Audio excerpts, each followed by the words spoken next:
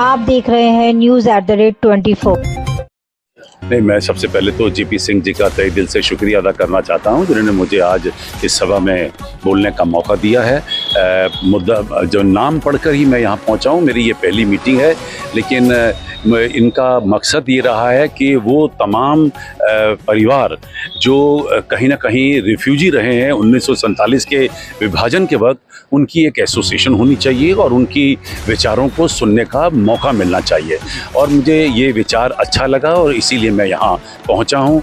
जब मुझे बोलने का मौका मिला तो मैं भी यही समाज तक मैसेज देना चाहता हूं कि जिन हालातों से निकलकर देश आज ऊपर आया है, हमें इस देश को इससे भी ऊपर ले जाना है। पुरानी बातों को कहीं ना कहीं भूलना पड़ेगा, ऐसा लगता है। और ज़ख्म लगे हैं लोगों को, कईयों के ज़ख्म भर गए हैं, कईयों के ज़ख्म अभी तक नहीं भरे हैं। और आने वाली पीढ़ियां धीरे धीरे इन तमाम हादसों को, वाक़यातों को, किस्सों को, इन कहानियों को भूलेगी, और भूलेगी तभी देश आगे प्रगति करेगा। एकजुट होकर हमें आगे बढ़ना है, यही मेरी सोच है। त्रासदी के बाद भी देश आज संभला है, कहाँ तक पहुँचा? हजारों साल गुलामी के बाद देश आज़ाद हुआ है। हम लोग सिर्फ 75 साल पुराने हैं, और अगर मैं समझता हूँ, अगर आप गर्दन मोड़ के देखें तो इन 75 सालों में हम लोग बहुत आगे आए हैं। देश ने तरक्की की है। इतना बड़ा देश का परिवार, 140 करोड़ का ये समाज, आप सोचिए, जहाँ विभिन्न भाषाएं, विभिन्न किस्म के आर्ट, कल्चर, विभिन्न किस्म की सोच, विभिन्न किस्म के धर्मों का समागम है ये। और इसको एक साथ बांध कर आगे लाना, ये अपने आप में बहुत बड़ी काबिलियत है।